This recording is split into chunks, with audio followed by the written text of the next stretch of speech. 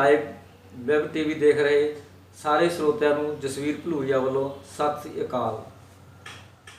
ਸਤਿਕਾਰਯੋਗ ਸਰੋਤਿਓ, ਅੱਜ ਤੁਹਾਨੂੰ ਅਸੀਂ ਇੱਕ ਐਸੀ ਸ਼ਖਸੀਅਤ ਨਾਲ ਮਿਲਾਉਣ ਜਾ ਰਹੇ ਹਾਂ ਜਿਨ੍ਹਾਂ ਦਾ ਸਮਾਜ ਸੇਵਾ ਦੇ ਵਿੱਚ ਬਹੁਤ ਵੱਡਾ ਯੋਗਦਾਨ ਹੈ ਤੇ ਇਸ ਦੇ ਨਾਲ ਹੀ ਉਹਨਾਂ ਨੇ ਇੱਕ ਪੰਜਾਬੀ ਲਿਪੀ ਤੇ बहुत ਵੱਡੀ ਡੂੰਘੀ ਖੋਜ ਕੀਤੀ ਹੈ और हैरानीजनक खोज है। मेरी मुराद master picker Singh ji Hong Kong भलूर वाले। आओ उन्होंने नाल गलबात करते हैं कि उन्होंने इस खोज नूं कित्थों शुरू किया ते कित्थों तक पहुँच की है। बस जी, महक बदली लाइव वैब टीवी वालों तुहाडा बहुत बहुत स्वागत है। तुसीं अपने परिवार बारे ते अपने जन्म बारे साडे ਸਰੋਤਿਆਂ ਨੂੰ ਚਾਨਣਾ पाओ। सब तो पहला मैं थोड़ा धन्यवाद करता है कि तुसीं आपके चैनल के स्रोतां नाल मेरी साझ पवा रहे हो, बहुत बहुत शुक्रिया। मेरा जन्म 1939 का नवंबर का है, लेकिन कागजां दे विच मार्च 15 लिखा होया है 1942, जो कि सही नहीं बिल्कुल। इस करके मैं तकरीबन जिंदगी के 80 साल पूरे कर चुका, बल्कि 81 पूरे होने आए हैं। तो इन्नी को मेरे परिवार के मैं अपने 3 भैन सब तो छोटा भरा है। मेरे फादर की 1944 की डेथ हो गई थी, मैं उदों 4 साल का सी, 4.5 साल का। और उस तो बाद मेरी मदर ने मैंने पाया तो पढ़ाया। ਹੁਣ ਪਰਿਵਾਰ ਦੇ ਵਿੱਚ ਕੌਣ ਕੌਣ ਆ ਜੀ? ਤੁਹਾਡੇ ਬੱਚੇ ਕੀ ਕਰ ਰਹੇ ਅੱਜ ਕੱਲ੍ਹ? मेरा 1962 के मैरिज हो गई थी और 2 बच्चे हैं, एक लड़की है और कितने कनेडा के रह रहे हैं। और तिना का मतलब चंगा सोहना कारोबार चलिया। मैं उत्थे मतलब 1-2 दफ़ा गया है तो ज़्यादा मेरा मतलब उत्थे जी नहीं करता रहने, क्योंकि मैं 35 साल हांगकांग बाहर रहा तो बाहर तो फैडअप हो चुका सी। इन्नी कोई बाहर रहने की मेरी कोई दिलचस्पी नहीं। और दूसरी गल, आपके पिंड नाल मेरा बहुत ज़्यादा मोह है, ताकि आपके लोग तो इन्होंने जो गलबात होंगी है वो एक तरह नाल बड़ी जिंदगी स्टूडेंट जिन्होंने कहते हैं ना, नशा देना जी। ਬਸ ਜੀ, ਆਪਣੀ ਵਿਦਿਅਕ ਯੋਗਤਾ ਬਾਰੇ ਸਾਡੇ ਸਰੋਤਿਆਂ ਨੂੰ ਦੱਸੋ। हाँ, विद्याक योग्यता मेरी मैट्रिक है तो 1 साल कॉलेज के भी लाया सी। तो मैं 1958 की गल है, फैकल्टी ऑफ साइंस मैडिकल ना। तो लेकिन वो उन्होंने दिनों से पढ़ाई बड़ी महंगी सी, 19 रुपये की फीस होंगी सी, दिती नहीं सी जाती। फिर मैंने मजदूर कॉलेज छड़ना पिया और फिर उस तो बाद मैं प्राइवेट टीचर लग गया। 4 साल मैं पढ़ाया आगे पिंड ही अपने भलूर। और चौंठ के फिर मैं मास्टरी छड्ड के ते जेवतीश का कोर्स शुरू कर लिया, जो 2 साल मुकम्मल होया। 1966 के मुकम्मल हो गया जेवती के। उस तो बाद मैं 1 साल वेला करता रहा और उस तो बाद मेरे दोस्त ने हांगकांग तो स्पॉन्सरशिप मैनू भेजती तो मैं हांगकांग चलाया ਜੀ। ਬਾਜੀ, ਤੁਹਾਡੇ ਨਾਮ ਦੇ ਨਾਲ ਹਾਂਗਕਾਂਗ ਸ਼ਬਦ ਜੁੜਿਆ। ਅਖਬਾਰਾਂ ਦੇ ਵਿੱਚ ਵੀ ਬੜੀ ਦਾ ਅਕਸਰ ਤੁਹਾਡੇ ਦੋਸਤ ਸਾਰੇ ਤੁਹਾਨੂੰ ਮਾਸਟਰ ਪਿਕਰ ਸਿੰਘ ਹਾਂਗਕਾਂਗ ਕਹਿ ਕੇ ਬੁਲਾਉਂਦੇ ਆ। ਇਹ ਹਾਂਗਕਾਂਗ ਸ਼ਬਦ ਉੱਥੇ ਜਾਣ ਨਾਲ ਹੀ ਜੁੜਿਆ ਜਾਂ ਕੋਈ ਹੋਰ ਵੀ ਇਹਦਾ ਕੋਈ ਕਾਰਨ? नहीं, क्योंकि मैं अद्धी जिंदगी आपकी तकरीबन 35 साल उत्थे बिताए है और मैं खुद ही हांगकांग लिखण लग पाया सी। मैनूं मतलब हांगकांग का भी बहुत मोह है, जिथे मैं जिंदगी की आपकी जवानी के मतलब वधिया जिहड़े साल सी मैं उत्थे बिताए है। कुदरती तौर पर जिथे तुसीं इन्ना 3 दहाके दे विच एक जगह पर रहो तो कुदरती तौर पर थोड़ा मोह उस जगह ना पै जाता है। इस करके हांगकांग में मेरा मोह बहुत प्यार है, जिन्हें मेरी आर्थिक हालत बड़ी सुधारी तो मैनूं उत्थों ज्ञान हासिल करने का भी बड़ा मौका मिला। ਬਸ ਜੀ, ਤੁਸੀਂ ਪੰਜਾਬੀ ਲਿਪੀ ਬਾਰੇ ਕਾਫੀ ਡੂੰਘੀ ਖੋਜ ਕੀਤੀ ਹੈ ਤੇ ਕਾਫੀ ਚਰਚਾ ਵੀ ਹੋਈ ਹੈ। ਇਹ ਵਿਚਾਰ ਤੁਹਾਡੇ ਦਿਮਾਗ ਦੇ ਵਿੱਚ ਕਿੱਥੋਂ ਤੇ ਕਿਵੇਂ ਆਇਆ?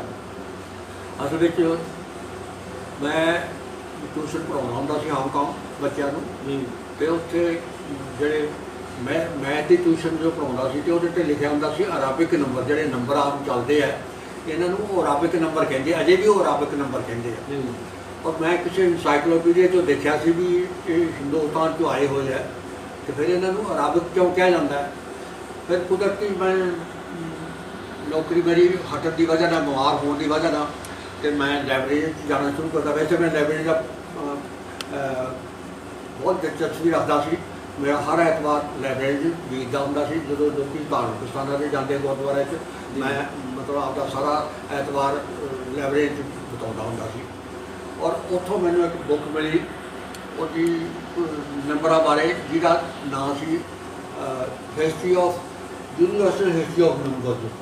ਉਹ ਬੜੀ ਸ਼ਾਨਦਾਰ ਕਿਤਾਬ ਮੇਰੇ ਹੱਥ 'ਚ ਲੱਗੀ, ਜਿਹਦੀ ਮੈਂ ਤੁਹਾਨੂੰ ਸ਼ਕਲ ਦਿਖਾ ਵੀ ਦਿੰਦਾ। ਦ ਯੂਨੀਵਰਸਲ ਹਿਸਟਰੀ ਆਫ ਨੰਬਰਜ਼। ਇਹ ਕਿਤਾਬ ਜਿਹੜੀ ਹੈ 600 ਪੇਜ ਦੀ ਹੈ ਜੀ। ਔਰ ਇਹਦੇ ਦੁਨੀਆ ਦੇ ਸਾਰੇ ਨੰਬਰਾਂ ਦੀ ਵੈਰੀ ਵੈਰੀ ਜੈਗਲਿੰਗ ਬੁੱਕ, ਜਿਹਨੂੰ ਕਹਿੰਦੇ ਹੈਰਾਨੀ ਕਰਨ ਵਾਲੀ ਬੁੱਕ ਹੈ। 600 ਪੇਜ ਦਾ ਲਾਰਜ ਸਾਈਜ਼ ਹੈ। ਔਰ ਇਹ ਬੁੱਕ ਪੜ੍ਹਨ ਤੋਂ ਮੈਨੂੰ ਬਾਅਦ ਪਤਾ ਲੱਗਾ ਕਿ ਇਸ ਸ਼ਖਸ ਨੂੰ ਵੀ ਪਤਾ ਵੀ ਨੰਬਰ ਕਿੱਥੋਂ ਆਏ ਜੀ। ਔਰ ਇਹਨੇ ਇਨਿਊਸ਼ਨ ਲਿਖਿਆ ਵੀ ਮਨੁੱਖ ਨੂੰ ਫੁਰਨਾ ਫਿਰਿਆ ਤੇ ਨੰਬਰ ਉਹਨੇ ਪੈਦਾ ਕਰਤੇ ਜਾਂ ਲਿਖ ਕੇ ਕਰਨਾ। ਮੈਂ ਇਹਦੇ ਨਾਲ ਸਹਿਮਤ ਨਹੀਂ ਸੀ, ਕਿਉਂਕਿ ਮੈਨੂੰ ਜਿਹੜੀ ਮੇਰੀ ਸਰਚ ਸੀ ਉਹ ਮੈਨੂੰ ਐਂ ਲੱਗਾ ਵੀ ਇਹ ਸਾਰੇ ਅੱਖਰ ਅੰਕ ਜਿਹੜੇ ਆ ਇਹ ਗੁਰਮੁਖੀ ਅੱਖਰਾਂ ਨਾਲ ਮਿਲਦੇ ਜੁਲਦੇ ਆ। ਇਹ ਕਿਵੇਂ ਹੋ ਸਕਦਾ? ਇੱਕ ਦਾ ਸ਼ਬਦ ਈੜੀ ਨਾਲ ਮਿਲਦਾ ਹੈ, 2 ਦਾ ਦੱਦੇ ਨਾਲ ਮਿਲਦਾ, 3 ਦਾ ਤੱਤੇ ਨਾਲ ਮਿਲਦਾ, 4 ਦਾ ਚੱਕੇ ਨਾਲ ਮਿਲਦਾ, 5 ਦਾ ਪੱਪੇ ਨਾਲ ਮਿਲਦਾ। ਔਰ ਇਹਦੇ 'ਚ ਵੀ ਇਹ ਪ੍ਰੂਫ ਹੈ। ਲੇਕਿਨ ਇਹ ਸ਼ਖਸ ਨੂੰ ਗੁਰਮੁਖੀ ਲਿਪੀ ਬਾਰੇ ਕੋਈ ਵਾਕਫੀ ਨਹੀਂ ਸੀ, ਇਸ ਕਰਕੇ ਇਹ ਗੁਰਮੁਖੀ ਲਿਪੀ ਦਾ ਵੇਰਵਾ ਦੇਣੋਂ ਛੱਡ ਗਿਆ। ਦੇਵਨਾਗਰੀ ਲਿਪੀ ਦਾ ਵੇਰਵਾ ਦਿੱਤਾ ਕਿ ਹਿੰਦੁਸਤਾਨ ਦੀ ਸਭ ਤੋਂ ਵੱਡੀ ਜਿਹੜੀ ਲਿਪੀ ਹੈ ਉਹਦੇ ਨਾਲ ਇਹਦਾ ਕੋਈ ਮੇਲ ਜੋਲ ਨਹੀਂ ਅੰਕਾਂ ਦਾ। ਇਸ ਕਰਕੇ ਇਹ ਤਾਂ ਮਨੁੱਖ ਨੇ ਸੋਚ ਕੇ ਅੰਦਾਜ਼ੇ ਨਹੀਂ ਨੰਬਰ ਬਣਾਏ ਹੈ। ਉਹਨੂੰ ਗੁਰਮੁਖੀ ਲਿਪੀ ਬਾਰੇ ਪਤਾ ਨਹੀਂ ਸੀ। ਜੇ ਗੁਰਮੁਖੀ ਲਿਪੀ ਬਾਰੇ ਉਹਨੂੰ ਪਤਾ ਹੁੰਦਾ ਤਾਂ ਸ਼ਾਇਦ ਉਹ ਇਹ ਗੱਲ ਨਾ ਲਿਖਦਾ। ਔਰ ਮੈਂ ਵੀ ਕੋਸ਼ਿਸ਼ ਕੀਤੀ ਵੀ ਉਸ ਬੰਦੇ ਨੂੰ ਜਾ ਕੇ ਫੜਾ ਉਹਦਾ ਨਾਂ ਫੜਾਉਣ ਸੀ, ਬਈ ਮਿਲਾ ਤੇ ਉਹਨੂੰ ਕਹਾਂ ਵੀ ਤੁਸੀਂ ਗਲਤ ਹੋ। ਐਡੀ ਵੱਡੀ ਬੁੱਕ ਲਿਖਣ ਤੋਂ ਬਾਅਦ ਵੀ ਪੈਨ ਪੁਆਇੰਟ ਦੀ ਕਰ ਸਕੇ ਵੀ ਕਿੱਥੋਂ ਅੰਕ ਆਏ ਹੈ, ਇਹ ਥੋੜੀ ਗਲਤੀ ਹੈ। ਬਾਜੀ, ਦੁਨੀਆ ਦੀ ਸਭ ਤੋਂ ਵੱਡੀ ਲਿਪੀ ਤੁਸੀਂ ਕਿਹੜੀ ਲਿਪੀ ਨੂੰ ਕਹਿ ਰਹੇ ਹੋ? ਦੁਨੀਆ ਦੀ ਸਭ ਤੋਂ ਪਹਿਲੀ ਲਿਪੀ ਜਿਹੜੀ ਹੈ ਉਹ ਲਬਨਾਨ ਦੇ ਖਿੱਤੇ 'ਚ ਪੈਦਾ ਹੋਈ ਹੈ ਜੀ। ਉਹਨੂੰ ਫਨੋਸ਼ੀਅਲ ਲਿਪੀ ਕਹਿੰਦੇ ਆ, ਪਰ ਮੈਂ ਉਹਦਾ ਨਾਮ ਬਨੀਆ ਲਿਪੀ ਧਰਿਆ ਹੈ। ਮੈਂ ਸਮਝਦਾ ਉਹ ਬਨੀਆ ਲੋਕਾਂ ਦੀ ਲਿਪੀ ਸੀ। ਉਹ ਮੈਡੀਟੇਰੀਅਨ ਸੀ ਜਿਹੜਾ ਸਮੁੰਦਰ ਹੈ, ਮੱਧ ਸਾਗਰ ਜਿਹਨੂੰ ਕਹਿੰਦੇ। ਅੱਜ ਤੋਂ 3500 ਸਾਲ ਪਹਿਲਾਂ ਉੱਥੇ ਕਿਸ਼ਤੀਆਂ ਦੇ ਵਿੱਚ ਵਪਾਰੀ ਮਰਾਕੋ ਤੋਂ ਲੈ ਕੇ ਮਿਸਰ, ਲਿਬੀਆ ਅਤੇ ਨਾਲ ਇਜ਼ਰਾਈਲ, ਸੀਰੀਆ ਅਤੇ ਯੂਨਾਨ ਤੱਕ ਉਹ ਵਪਾਰ ਕਰਦੇ ਸੀ। ਉਹਨਾਂ ਦੀ ਪਿਕਟੋਗ੍ਰਾਫੀ ਲਿਪੀ ਸੀ, ਜਿਹੜੀ ਤਸਵੀਰਾਂ ਸੀ 22 ਉਹਨਾਂ ਦੀਆਂ। ਉਹਦੇ ਤੋਂ ਉਹਨਾਂ ਨੂੰ ਕਿਸੇ ਨੂੰ ਆਈਡੀਆ ਆਇਆ ਬਈ ਇਸ ਅੱਖਰਾਂ ਦੇ ਜਿਹੜੇ ਫੋਟੋ ਹੈ ਇਹਨਾਂ ਦੇ ਪਹਿਲੇ ਅੱਖਰਾਂ ਦੇ ਫੋਨੋਂ ਧੁਨੀਆਂ ਲੈ ਕੇ ਸ਼ਬਦ ਬਣਾਏ ਜਾਣ। ਉਹਨਾਂ ਨੇ ਇਹ ਆਈਡੀਆ ਉਹਦੇ ਦਿਮਾਗ 'ਚ ਆਇਆ ਵੀ ਇਸ ਤਰ੍ਹਾਂ ਇਹਨਾਂ ਅੱਖਰਾਂ ਤੋਂ ਸ਼ਬਦ ਬਣ ਸਕਦੇ ਆ। ਅਤੇ ਉਹਨਾਂ ਨੇ ਉਹ ਤਸਵੀਰਾਂ ਨੂੰ ਸਿੰਪਲੀਫਾਈਡ ਕਰਕੇ ਅਤੇ ਇੱਕ ਤਰ੍ਹਾਂ ਦਾ ਸ਼ਬਦ ਬਣਾਉਣ ਦੀ ਕਾਢ ਕੱਢ ਲਈ। ਅਤੇ ਉਹ ਲਬਨਾਨ ਤੋਂ ਯੂਨਾਨ ਵਾਲੇ ਲੈ ਗਏ। ਜਿਸ ਤਰ੍ਹਾਂ ਉਹਨਾਂ ਦੇ ਨਾਂ ਸੀ ਅਲਫਾ, ਬੈਟਾ, ਅਲਫਬਿਤਲ, ਗਮ ਹੈ, ਇਸ ਤਰ੍ਹਾਂ ਦੇ ਨਾਂ ਸੀ ਉਹਨਾਂ ਤਸਵੀਰਾਂ ਦੇ। ਅਤੇ ਯੂਨਾਨੀਆਂ ਨੇ ਉਹਨਾਂ ਨੇ ਆਪਣੀ ਜ਼ੁਬਾਨ ਦੇ ਮੁਤਾਬਕ ਨਾਂ ਧਰ ਲਏ। ਅਲਫ ਦੀ ਬਜਾਏ ਅਲਫਾ ਕਹਿਣ ਲੱਗ ਪਏ, ਬਿਤਲ ਦੀ ਬਜਾਏ ਬੈਟਾ ਕਹਿਣ ਲੱਗ ਪਏ, ਗਾਮਾ ਦੀ ਬਜਾਏ ਗਿਮਲ ਕਹਿਣ ਲੱਗ ਪਏ। ਇਸ ਤਰ੍ਹਾਂ ਉਹਨਾਂ ਨੇ ਆਪਣੇ ਨਾਂ ਧਰਤੇ। ਔਰ ਉਹੋ ਹੀ ਅੱਖਰ ਜਿਹੜੇ ਬਣੀਏ ਹਿੰਦੁਸਤਾਨ 'ਚ ਲੈ ਕੇ ਆਏ, ਉਹ ਖੁਦ ਲੈ ਕੇ ਆਏ। ਔਰ ਉਹੀ ਬੈਟਾ ਨੂੰ ਪੰਜਾਬੀ ਵਾਲੇ ਬੱਬਾ ਕਹਿਣ ਲੱਗ ਪਏ, ਅਲਫਾ ਨੂੰ ਆੜਾ ਕਹਿਣ ਲੱਗ ਪਏ। ਅਤੇ ਸਾਰੇ ਤਕਰੀਬਨ ਜਦੋਂ ਉਹਨਾਂ ਦੀਆਂ ਮੈਂ ਸ਼ਕਲਾਂ ਦੇਖੀਆਂ ਉਹਨਾਂ ਅੱਖਰਾਂ ਦੀਆਂ ਅਤੇ ਗੁਰਮੁਖੀ ਦੇ ਪੁਰਾਣੇ ਅੱਖਰਾਂ ਦੀਆਂ, ਤਾਂ ਮੈਨੂੰ ਉਦੋਂ ਯਕੀਨ ਹੋ ਗਿਆ ਇਹ ਅੱਖਰ ਬਾਹਰੋਂ ਆਏ ਹੋਏ ਹੈ। ਅਤੇ ਇਸ ਕਰਕੇ ਫਿਰ ਮੈਂ ਇਹਨਾਂ ਲਿਪੀਆਂ 'ਤੇ ਖੋਜ ਕਰਨ ਲੱਗ ਪਿਆ। ਉੱਥੇ ਰਹਿੰਦੇ ਮੈਨੂੰ ਹਿੰਦੁਸਤਾਨ ਦੀਆਂ ਸਾਰੀਆਂ ਲਿਪੀਆਂ ਦੇ ਜਿਹੜੇ ਮਿਲ ਗਏ, ਕਿਤਾਬਾਂ ਮਿਲ ਗਈਆਂ, ਜਿਹਨਾਂ ਮੈਂ ਤੁਹਾਨੂੰ ਦਿਖਾਉਂਦਾ। ਮੇਰੇ ਪਾਸ ਹੈ ਉਹਨਾਂ ਦਾ ਹਿੰਦੁਸਤਾਨ ਦੀਆਂ ਸਾਰੀਆਂ ਲਿਪੀਆਂ ਦੇ ਜਿਹੜੇ ਹਿੰਦੁਸਤਾਨ ਦੇ ਸਕਾਲਰ ਹੈ ਉਹ ਕਹਿੰਦੇ ਇਹ ਬ੍ਰਹਮੀ ਲਿਪੀ ਦੇ ਵਿੱਚੋਂ ਸਭ ਕੁਝ ਨਿਕਲਿਆ। ਅਸ਼ੋਕਾ ਮਹਾਨ ਨੇ ਜਿਹੜੀ ਬੁੱਧ ਧਰਮ ਫੈਲਾਉਣ ਵਾਸਤੇ ਥਾਂ ਪੱਥਰਾਂ 'ਤੇ ਲਿਖਵਾਈ ਸੀ, ਉਹਦੇ 'ਚੋਂ ਆਏ ਹਿੰਦੁਸਤਾਨ ਦੇ ਸਕਾਲਰ ਵੀ। ਅਤੇ ਕੁਛ ਵੈਸਟਰਨ ਸਕਾਲਰ ਵੀ ਇਹ ਕਹਿੰਦੇ ਆ ਕਿ ਸਾਰੀਆਂ ਹਿੰਦੁਸਤਾਨ ਦੀਆਂ ਲਿਪੀਆਂ ਅਤੇ ਸਾਊਥ ਈਸਟ ਏਸ਼ੀਆ ਦੀਆਂ ਲਿਪੀਆਂ ਨਿਕਲੀਆਂ ਤਾਂ ਬ੍ਰਹਮੀ ਲਿਪੀ 'ਚੋਂ ਨਿਕਲੀਆਂ। ਅਤੇ ਮੈਂ ਉਹਨਾਂ ਨੂੰ ਇਹ ਕਿਹਾ ਨਹੀਂ, ਬਰਮੀ ਲਿਪੀ ਵੀ ਕਿਸੇ ਗਾਹ ਲਿਪੀ 'ਚੋਂ ਨਿਕਲੀ ਹੋਈ ਹੈ। ਬਾਜੀ ਤੁਹਾਡਾ ਕਹਿਣ ਦਾ ਮਤਲਬ ਹੈ ਕਿ ਜਿਹੜੇ ਗੁਰਮੁਖੀ ਦੇ ਅੰਕ ਸੀਗੇ 1 2 3 4 5 ਹਾਂ। ਇਹਨਾਂ ਤੋਂ ਅੱਖਰ ਪੈਦਾ ਹੋਇਆ? ਨਹੀਂ, ਅੱਖਰਾਂ ਤੋਂ ਅੰਕ ਪੈਦਾ ਹੋਏ ਆ ਜੀ। ਜੇ ਇਹ ਮੰਨਿਆ ਜਾਵੇ ਕਿ ਅੰਕਾਂ ਤੋਂ ਅੱਖਰ ਪੈਦਾ ਹੋਏ ਆ ਫਿਰ ਤਾਂ ਸਾਰੀ ਥਿਉਰੀਆਂ ਫੇਲ ਹੋ ਜਾਂਦੀਆਂ। ਅੱਛਾ। ਕਿਉਂਕਿ ਗੁਰਮੁਖੀ ਦੇ ਅੱਖਰ ਬਹੁਤ ਪੁਰਾਣੇ ਮਿਲਦੇ ਆ, ਅੰਕ ਬਾਅਦ ਚ ਬਣੇ ਆ, ਇਸ ਕਰਕੇ ਇਸ ਚੀਜ਼ ਨੂੰ ਮੈਂ ਯਕੀਨ ਨਹੀਂ ਕਰਦਾ। ਔਰ ਜਿਹੜੀਆਂ ਲਿਪੀਆਂ ਇਹਦੇ 'ਚ ਥੋੜ੍ਹਾ ਜਿਹਾ ਅਸੀਂ ਸਾਡਾ ਮੁਲਕ ਜਿਹੜਾ ਹੈ ਜਦੋਂ ਸਰਚ ਕਰਦਾ ਉਹ ਆਪਦੇ ਖਿੱਤੇ ਦਾ ਮੋਹ ਪਾ ਲੈਂਦਾ ਅਤੇ ਜਾਂ ਆਪਣੀ ਲਿਪੀਆਂ ਦਾ ਮੋਹ ਪਾ ਲੈਂਦਾ, ਇਸ ਕਰਕੇ ਉਹ ਲਿਖਣ ਨੂੰ ਤਿਆਰ ਨਹੀਂ ਵੀ ਇਹ ਬਾਹਰੋਂ ਆਏ ਹੋਏ ਅੱਖਰ ਹੈ, ਕਿਉਂਕਿ ਉਹਨਾਂ ਨੇ ਆਪਦੇ ਹਿੰਦੁਸਤਾਨ ਦੇ ਖਿੱਤੇ ਦਾ ਮੋਹ ਕਰਕੇ ਉਹ ਮਤਲਬ ਇੱਕ ਤਰ੍ਹਾਂ ਦਾ ਮੋਹ ਦਰਸਾਉਂਦੇ, ਦੇਸ਼ ਭਗਤੀ ਦਰਸਾਉਂਦੇ। ਪਰ ਜਿਹੜੇ ਵੈਸਟਰਨ ਸਕਾਲਰ ਆ, ਪੱਛਮੀ ਸਕਾਲਰ, ਉਹਨਾਂ 'ਚ ਇਹ ਚੀਜ਼ ਨਹੀਂ। ਉਹ ਤਾਂ ਸੱਚ ਨੂੰ ਸੱਚ ਲਿਖਦੇ ਆ। ਜੇ ਬਾਹਰੋਂ ਕੋਈ ਚੀਜ਼ ਹੋਈ ਪੈਦਾ ਹੋਈ ਤਾਂ ਬਾਹਰੋਂ ਲਿਖਣਾ, ਜੇ ਅੰਦਰੋਂ ਪੈਦਾ ਹੋਈ ਤਾਂ ਅੰਦਰੋਂ ਲਿਖਣਾ, ਜੇ ਉਹਨਾਂ ਦੇ ਮੁਲਕ 'ਚੋਂ ਪੈਦਾ ਤਾਂ ਉਹਨਾਂ 'ਚੋਂ ਲਿਖਣਾ। ਅਸਲ ਸੱਚ ਦਾ ਮਤਲਬ ਇਹ ਹੁੰਦਾ ਜੇ ਤੁਸੀਂ ਖਿੱਤੇ ਦਾ ਮੋਹ ਰੱਖੋ, ਮੈਂ ਪੰਜਾਬੀ ਆ ਵੀ ਪੰਜਾਬ 'ਚੋਂ ਪੈਦਾ ਹੋਏ ਤਾਂ ਇਹ ਫਿਰ ਮੇਰੀ ਸਰਚ ਜਿਹੜੀ ਉਹ ਲਾਈਨ ਤੋਂ ਲੈ ਜਾਊਗੀ, ਉਹ ਸਹੀ ਨਹੀਂ ਰਹਿੰਦੀ। ਸੋ ਇਸ ਕਰਕੇ ਮੈਂ ਇਹ ਮੰਨਦਾ ਕਿ ਇਹ ਲਿਪੀ ਜਿਹੜੀ ਹੈ ਬਾਹਰੋਂ 22 ਅੱਖਰ ਆਏ ਹੈ, 22 ਨੂੰ ਫਿਰ ਸੰਸਕ੍ਰਿਤ ਨੋਟ ਕਰਨ ਦੀ ਖਾਤਰ ਤੇ ਇੱਥੋਂ ਦੀ ਭਾਸ਼ਾ ਸੰਸਕ੍ਰਿਤ ਸੀ, ਸੰਸਕ੍ਰਿਤ ਨੂੰ ਨੋਟ ਕਰਾਉਣ ਦੀ ਖਾਤਰ ਸੰਸਕ੍ਰਿਤ ਦੀ ਲਿਪੀ ਦੀਆਂ ਜਿਹੜੀਆਂ ਲੋੜਾਂ ਜ਼ਿਆਦਾ ਹੈ, ਇਹਦੀ ਫੋਨਮ ਧੁਨੀਆਂ ਜਿਹੜੀਆਂ ਜ਼ਿਆਦਾ ਹੈ।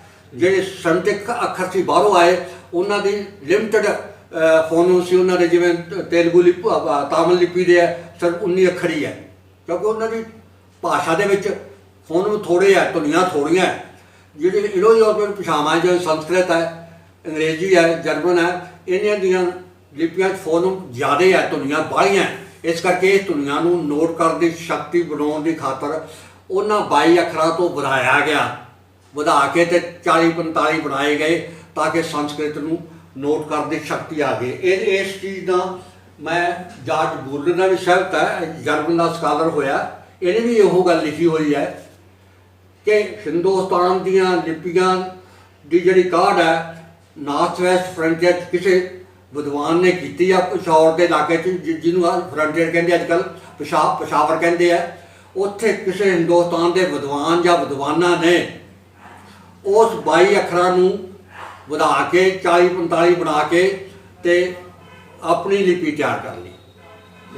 ਔਰ ਉਹ ਲਿਪੀ ਜਿਹੜੀ ਹੈ ਉਹ ਜਦੋਂ ਮੈਂ ਉਹ ਲਿਪੀ ਦੇ ਰੂਪ ਦੇਖੇ, ਪੁਰਾਣਾ ਰੂਪ ਗੁਰਮੁਖੀ ਦਾ ਵੇਖਿਆ, ਤਾਂ ਮੈਨੂੰ ਬ੍ਰਾਹਮੀ ਲਿਪੀ ਤੇ ਫਲੋਸ਼ੀਅਨ ਲਿਪੀ ਦੇ ਦਰਮਿਆਨ ਇਹ ਲਿਪੀ ਖੜੀ ਦਿਸੀ ਵੀ ਇੱਕ ਲਿੰਕ ਲਿਪੀ, ਇੱਕ ਕੜੀ ਦਾ ਕੰਮ ਦਿਸੀ ਵੀ ਇਹ ਤਾਂ ਇੱਕ ਕੜੀ ਦਾ ਕੰਮ ਕਰਦੀ ਹੈ। ਲੇਕਿਨ ਬਹੁਤ ਸਾਰੇ ਕਹਿੰਦੇ ਹੈ ਵੀ ਗੁਰਮੁਖੀ ਲਿਪੀ ਜਿਹੜੀ ਹੈ ਪਹਿਲਾਂ ਕਿਉਂ ਨਾ ਪ੍ਰਗਟ ਹੋਈ, ਕਿਉਂਕਿ ਰੋਇਲ ਲਿਪੀ ਨਹੀਂ ਸੀ ਬਣੀ। ਜਿਹੜੀ ਬ੍ਰਹਮੀ ਲਿਪੀ ਆ ਰੋਇਲ ਸ਼ਹਿਨਸ਼ਾਹੀ ਲਿਪੀ ਬਣ ਗਈ ਸੀ। ਅਸ਼ੋਕਾ ਨੇ ਉਹਦੇ ਥਾਂ ਇੰਸਟਰਕਸ਼ਨ ਪੱਥਰਾਂ ਦੇ ਉੱਤੇ ਕਰਵਾਤੀਆਂ। ਜਿਹੜੀ ਲਿਪੀ ਰਾਜੇ ਦੀ ਲਿਪੀ ਹੋਵੇ ਨਾ ਉਹ ਲੋਕਾਂ ਦੀ ਲਿਪੀ ਬਣ ਜਾਂਦੀ ਹੈ। ਇਹ ਲੋਕਾਂ ਦੀ ਲਿਪੀ ਨਹੀਂ ਸੀ, ਮਹਾਜਨੀ ਲਿਪੀ ਸੀ। ਇਹਦਾ ਨਾਂ ਇਹਨਾਂ ਨੇ ਇਸ ਜਾਰਜ ਬੂਰਲਰ ਨੇ ਮਹਾਨਜਨ ਲਿਪੀ ਧਰਿਆ, elite class alphabet. Elite class alphabet Punjabi ਦਾ ਮਤਲਬ ਮਹਾਨਜਨ ਲਿਪੀ, ਤਕੜਿਆਂ ਲੋਕਾਂ ਦੀ ਲਿਪੀ। ਉਹ ਲਫ਼ਜ਼ ਮਹਾਨਜਨ ਤੋਂ ਵਿਗੜ ਕੇ ਮਹਾਜਨ ਲਫ਼ਜ਼ ਬਣ ਗਿਆ ਅਤੇ ਇਸ ਕਰਕੇ ਇਹਨੂੰ ਮਹਾਜਨੀ ਲਿਪੀ ਕਹਿਣ ਲੱਗ ਪਏ। ਔਰ ਇਹ ਲਿਪੀ ਜਿਹੜੀ ਹੈ ਇਹਦੇ ਵਿੱਚੋਂ ਹਿੰਦੁਸਤਾਨ ਦੀਆਂ ਸਾਰੀਆਂ ਲਿਪੀਆਂ ਨਿਕਲੀਆਂ। ਔਰ ਇਹ ਲਿਪੀ ਮੇਰੀ ਨਿਗਾਹ ਦੇ ਵਿੱਚ ਜਿੱਥੋਂ ਤੱਕ ਮੈਨੂੰ ਪ੍ਰਮਾਣ ਮਿਲੇ ਆ, ਸਾਰੇ ਅਫਗਾਨਿਸਤਾਨ ਦੀ ਤਕਰੀਬਨ ਅੱਧਾ ਇਲਾਕਾ ਅਫਗਾਨਿਸਤਾਨ ਦਾ ਜਿਹੜਾ ਪਖਤੂਨਖਵਾ ਜਿੱਥੇ ਪਸ਼ਤੋ ਜ਼ਬਾਨ ਬੋਲੀ ਜਾਂਦੀ ਹੈ, ਸਾਰੀ ਗੁਰਮੁਖੀ ਲਿਪੀ ਉੱਥੇ ਚੱਲਦੀ ਰਹੀ ਹੈ। ਸਵਾਤ ਗਿਲਗਿਤ ਦਾ ਇਲਾਕਾ, ਨਾਰਥ ਵੈਸਟ ਫਰੰਟ ਜਿਹੜਾ ਕਸ਼ਮੀਰ ਦਾ ਇਲਾਕਾ ਹੈ, ਉੱਥੇ ਲਿਪੀ ਵਰਤੀ ਜਾਂਦੀ ਰਹੀ ਹੈ।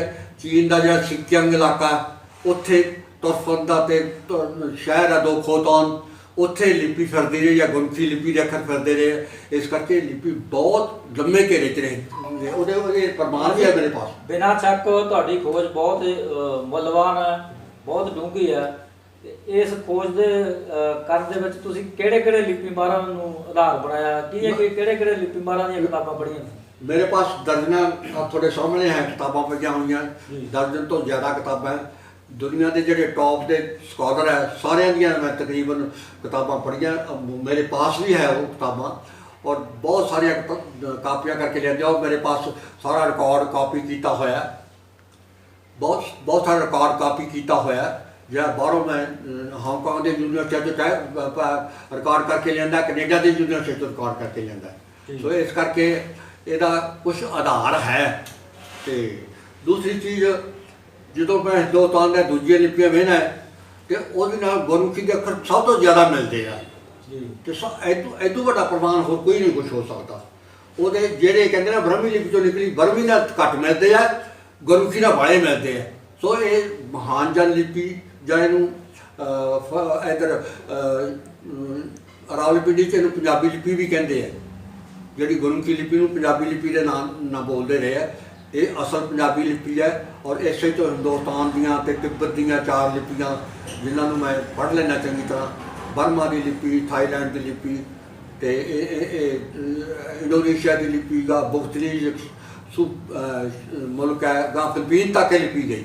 यानी पलस्तीन इलाके जो जो हम इजराइल के है वैस्टर्न बैंक के पालस्तीनियां का इलाका, उतों चल के ये लिपि हिंदुस्तान के वेदी होंदी होंदी फिलिपीन तक पहुंची है। बाकी तुहाडी खोज के मुताबिक पंजाबी लिपि कितनी पुरानी है? देखो हिंदुस्तान की पहली लिपि जी वो पंजाबी लिपि है। क्यों? जो बाहरों लिपि कोई हिंदुस्तान आती है वो कित्थे दाखिल होगी? पंजाब च दाखिल होगी। फ्रंटियर का इलाका तो उन्होंने पंजाब सी, पिशौर का इलाका वो पंजाब सी। तो जो पंजाब के लोगों ने वो फ्रंटियर के लोगों ने लिपि बनाई वो पंजाबी लिपि बनाई होगी, ब्रह्मी का नहीं बनाई होगी। ब्रह्मी का पाटलिपुत्र के अशोका ने व्यापारियों के हथों चो लैके तो उन्होंने कुछ सुधार के ते बनाया तो वो रोयल लिपि बन गई। रोयल लिपि शहनशाही लिपि बनने करके वो जड़त हो गई। लेकिन जी रिजेंबलेंस है अखरां की, बनतर है अखरां की, वो हिंदुस्तान दी सारिया लिपियां की बनतर पंजाबी लिपि अर्थात गुरमुखी लिपि के ज़्यादा नेड़े आ। वो मेरे पास प्रमाण है जी, सारे लिपियां के अखरां का कले कले का प्रमाण दे सकता है। बाकी लिपि तो बिना होर भी तुसीं कोई खोज की है? हाँ, अंकों की खोज अंक सारे पंजाब ने दिते है। पंजाब तो अंक गए, यूरोप गए, इधर हिंदुस्तान गए। ये नक्शे भी तैयार किए हुए मेरे, तो ये लेख भी लिखे हुए है। पूर्व वाल किस तरह गए, हिंदुस्तान के फैले, ये सारा नक्शा तैयार है कि हरेक सूबे गए है। सारे गुरमुखी अखरां चो गए हुए हैं तो गुरमुखी का नेड़ता रखते हैं, बहुत ज़्यादा नेड़ता। अखरां ने किवें यात्रा की। ये दूजे पासे यूरोप वाल किवें गए ओदा वखरा चार्ट है। इस करके बकायदा प्रमाण है, मिलते है। तुसी मोटी मिसाल ले लो, 2 ते 3, 2 दद्दे नाल ज़्यादा मिलता, 3 तत्ते नाल ज़्यादा मिलता। तो क्यों ना मनूगा वो आदमी जिन्हें गुरमुखी लिपि जानता होवे भी अंक अंक जिहड़े है वाकई गुरमुखी चों निकले हुए। जो इन्होंने चीज़ों को वेखूगा, जिन्हें किताब लिखी जाजीज फरा ने, उन्हें वो गुरमुखी लिपि तो वाकफ नहीं सी। होर पुछो खोज शुरू की कितने साल हो गए? 1999 तो लगा मैं लिखण। अच्छा जी। तो मतलब जो टाइम लगता सी इनू पढ़ी जाता सी। जो मैंने कोई किताब आ जाती सी मेरे हथ चो मैं पढ़ लैंदा सी, अपने बच्चों लिखदा। जिहड़ी किताब की मैंने जरूरत पैंदी सी वो बच्चों कह दिंदा सी, वो मैनूं न्यूयॉर्क तो एमेजन बुक कंपनी तो भेज दिंदे हुंदे सी। ते हुण तुहाडी खोज कित्थे पहुंची है? कितना काम तुहाडा बाकी रहिंदा? मेरा तकरीबन कंपाइलिंग करनी प्रॉब्लम है। कंपाइल का मतलब होंदा मैं सारे लेख जिहड़े है लिखी बैठा है, जिहड़े जरूरी है उन्होंने कंपाइल किवें करना, इकट्ठे किवें करना, ये मेरी उम्र के लिहाज नाल उम्र साथ नहीं दे रही। इस करके थोड़ी मैंने प्रॉब्लम पेश आ रही है। लेकिन मोस्टली जोड़ा काम जो तकरीबन मुकम्मल ही है, क्योंकि जिहड़ी चीज़ मैं साबित करनी सी साबित करती है। बाहर जी इहदे कोई दो रावा नहीं, तुहाडी जिहड़ी खोज है काम है तुहाडा बहुत ही मुलवान है। तुसीं किसी होर पंजाबी लिपि के माहर नाल जां किसी विद्वान नाल ये अपनी खोज साझी की है, जां तुहानूं लिपि माहरां वालों जां सरकार वालों कोई हंगारा मिलिया? किसी नूं जी। और मैं पहली गल तो मैं जे फर्ज करो ये लिख देवां कि गुरमुखी लिपि चो सारियां आईयां तो हिंदुस्तान च बवाल उठ रहूगा, गड़बड़ हो जूगी। आखिर के झूठ मारता है बंदा। ਇਹ ਕਿਵੇਂ ਹੋ ਸਕਦਾ? ਨਹੀਂ, ਉਹ ਤੁਹਾਡੇ ਕੋਲ ਤੁਸੀਂ ਕਹਿ ਰਹੇ ਹੋ ਮੇਰੇ ਕੋਲ ਸਭ ਪ੍ਰੂਫ ਹੈਗੇ। हाँ प्रूफ दिखावा फिर भी बवाल उठूगा क्योंकि हिंदुस्तान मिथ का देश है, मिथ का मोह रखने वाला देश है। ये तर्क ते तत्थ नूं कबूल नहीं करता। ਇਹ ਪਰ ਤੁਹਾਡੇ ਮੁਤਾਬਕ ਤੁਹਾਡੀ ਖੋਜ ਬਿਲਕੁਲ ਸੱਚ ਦੇ ਬਹੁਤ ਨੇੜੇ ਆ, ਤੇ ਪਰ ਇਹਨੂੰ ਤੁਸੀਂ ਬਾਹਰ ਤਾਂ ਕੱਢੋਗੇ, ਲੋਕਾਂ ਦੇ ਵਿੱਚ, ਵਿਦਵਾਨਾਂ ਦੇ ਵਿੱਚ ਲੈ ਕੇ ਤਾਂ ਜਾਓਗੇ। ਦੇਖੋ, ਤੁਹਾਡੇ ਕੰਮ ਕਰਦਾ ਤਾਂ ਫਿਰ ਹੀ ਇਹਦਾ मैं लेख छापे है, दो तीन लेख छापे है। एक दे शब्दी अंक का छापिया, बिल्कुल निरपक्षता ने छापिया भी एक दा जिहड़ा शब्दी अंक है ये हिंदुस्तान च नहीं, इंडो यूरोपीयन भाषावां दा शब्द नहीं, ये बाहरों फिनलैंड चो आया हुआ शब्द है। हिंदुस्तान च किवें पहुंचा ये मैं लिख चुका है। सोच पैन तो 3-4 साल पहला लेख लिख चुका है। उन्होंने बकायदा आपका टाइटल दिता, ये भी साबित कर दिता भी पंजाबी जबान ये पंजाब ने पैदा किया, तो पंजाबी लिपि पंजाबी भाषा जी है 3500 साल पुरानी ये साबित होया। ये सीरिया के बकायदा लोग बोलते रहे हैं, जिहड़े इंडियन वो घोड़ियां की ट्रेनिंग देंदे हुंदे सी। उत्थों दी मितानी सल्तनत एक बादशाह होया, उहदे नौकर सी पंजाबी। इहनूं मैं कल्ला नहीं कहंदा, इहनूं डॉक्टर मीला थापर जी हिंदुस्तान की सब तो वड्डी स्कॉलर है, JU यूनिवर्सिटी दिल्ली की हिंदुस्तान की सब तो वड्डी जी स्कॉलर हिस्टोरीयन है, ये वो भी कहती रही है भी पंजाब चों गए। मैं इस चीज़ नहीं मानता, उन्हें सहमत नहीं। वो यूरोप तो उत्थे सीरिया च आए, तो सीरिया चों फिर पंजाब में आए। ਮਾਸ ਜੀ, ਸਾਡੀ ਸਰਕਾਰ ਨੂੰ ਜਾਂ ਪੰਜਾਬੀ ਲਿਪੀ ਦੇ ਜਿਹੜੇ ਵਿਦਵਾਨ ਆ ਉਹਨਾਂ ਨੂੰ ਤੁਸੀਂ ਇਸ ਬਾਰੇ ਕੋਈ ਸੁਨੇਹਾ ਦੇਣਾ ਚਾਹੋਗੇ ਜਾਂ ਉਹਨਾਂ ਤੋਂ ਕੋਈ ਸਹਿਯੋਗ? ਮੈਂ ਉਹਨਾਂ ਨੂੰ ਇਹੋ ਹੀ ਸੁਨੇਹਾ ਦੇਵਾਂਗਾ, ਇਸ ਅਨਐਕਸਪਲੋਰਡ ਏਰੀਆ ਇਜ਼ ਨਾਟ ਫੁਲੀ ਐਕਸਪਲੋਰਡ। ਇਹਨੂੰ ਚੰਗੀ ਤਰ੍ਹਾਂ ਵਾਚਿਆ ਜਾਂ ਇਹਨੂੰ ਲੱਭਿਆ ਨਹੀਂ ਗਿਆ, ਇਹਨੂੰ ਤੁਸੀਂ ਦੁਬਾਰਾ ਲੱਭੋ। ਤੇ ਮੈਂ ਜਿੰਨੀ ਕੁ ਮੇਰਾ ਮਟੀਰੀਅਲ ਹੈ ਮੈਂ ਤੁਹਾਡੇ ਹਵਾਲੇ ਕਰ ਦੂੰਗਾ, ਤੇ ਇਹਨੂੰ ਦੁਬਾਰਾ ਐਕਸਪਲੋਰ ਕਰਨ ਦੀ ਲੋੜ ਹੈ, ਦੁਬਾਰਾ ਖੋਜ ਕਰਨ ਦੀ ਲੋੜ ਹੈ। ਤੇ ਮੱਖੀ ਤੇ ਮੱਖੀ ਨਾ ਮਾਰੋ, ਇਸ ਕਰਕੇ ਇਹ ਬਹੁਤ ਜ਼ਰੂਰੀ ਹੈ।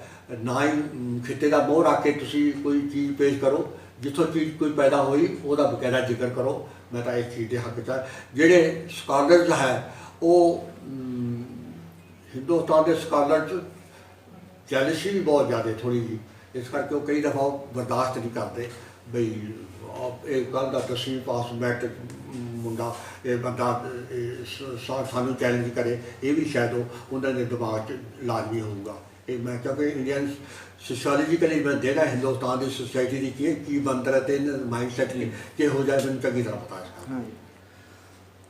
ਸਤਿਕਾਰਯੋਗ ਸਰੋਤਿਓ, ਇਹ ਸਨ ਮਾਸਟਰ ਬਿਕਰ ਸਿੰਘ ਜੀ ਹਾਂਗਕਾਂਗ ਭਲੂਰ ਵਾਲੇ, ਜਿਨ੍ਹਾਂ ਨੇ ਆਪਣੀ ਲਿਪੀ ਬਾਰੇ ਤੇ ਅੰਕਾਂ ਦੀ ਖੋਜ ਬਾਰੇ ਤੁਹਾਡੇ ਨਾਲ ਆਪਣੇ ਵਿਚਾਰ ਸਾਂਝੇ ਕੀਤੇ।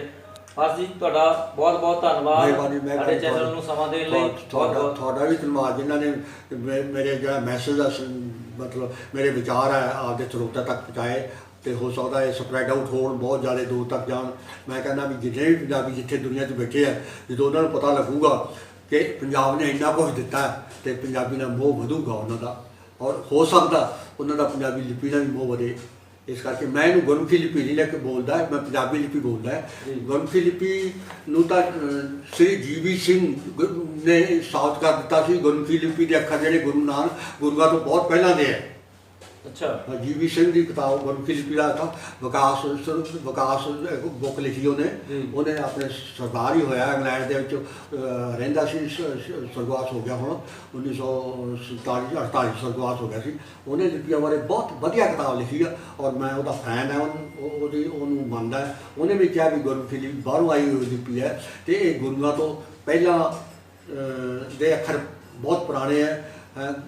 ਜਾਣੀ ਸ਼ਰਧਾਪੂਰਵਕ ਇਹਦਾ ਨਾਮ ਗੁਰਮੁਖੀ ਰੱਖ ਦਿੱਤਾ ਗਿਆ। ਔਰ ਇਸ ਚੀਜ਼ ਦਾ ਮੈਂ ਯਕੀਨ ਕਰਦਾ ਵੀ ਜੇ ਇਹਦਾ ਗੁਰੂ ਗ੍ਰੰਥ ਸਾਹਿਬ ਇਸ ਲਿਪੀ 'ਚ ਨਾਂ ਲਿਖਿਆ ਜਾਂਦਾ ਤਾਂ ਲਿਪੀ ਖਤਮ ਹੋ ਜਾਂਦੀ, ਕਿਉਂਕਿ ਹੋਰ ਵੀ 2-3 ਲਿਪੀਆਂ ਖਤਮ ਹੋ ਗਈਆਂ। ਕਸ਼ਮੀਰ ਦੀ ਸ਼ਾਰਦਾ ਲਿਪੀ ਖਤਮ ਹੋ ਗਈ ਹੈ, ਹਿਮਾਚਲ ਦੀ ਟਾਕਰੀ ਖਤਮ ਹੋ ਗਈ ਹੈ, ਕੈਂਥੀ ਅਤੇ ਮਾਲਥੀ 1-2 ਬਿਹਾਰ ਦੀਆਂ 2 ਲਿਪੀਆਂ ਖਤਮ ਹੋ ਗਈਆਂ, ਇੱਕ ਨਰਮਦਾ ਲਿਪੀ, ਬਹੁਤ ਸਾਰੀਆਂ ਲਿਪੀਆਂ ਖਤਮ ਹੋ ਗਈਆਂ ਜਿਨ੍ਹਾਂ ਨੂੰ ਲੋਕਾਂ ਨੇ ਇਗਨੋਰ ਕਰਤਾ। ਲੇਕਿਨ ਗੁਰਮੁਖੀ ਲਿਪੀ ਤਾਂ ਬਚ ਗਈ, ਅਦਰਵਾਈਜ਼ ਜੇ ਥੋੜ੍ਹੇ ਜਿਹੇ ਏਰੀਏ ਸੀ ਇਹਨੇ ਬਚਣਾ ਨਹੀਂ ਸੀ, ਖਤਮ ਹੋ ਜਾਣਾ ਸੀ ਜੇ ਗੁਰੂ ਗ੍ਰੰਥ ਸਾਹਿਬ ਦਾ ਇਹਦੇ 'ਚ ਲਿਖਿਆ ਜਾਂਦਾ।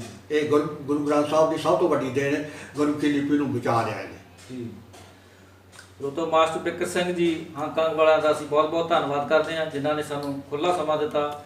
ਸਤਿਕਾਰਯੋਗ ਸਰੋਤਿਓ, ਤੁਹਾਡਾ ਵੀ ਬਹੁਤ ਬਹੁਤ ਧੰਨਵਾਦ। ਮਿਹਰਬਾਨੀ। ਮਿਹਰਬਾਨੀ।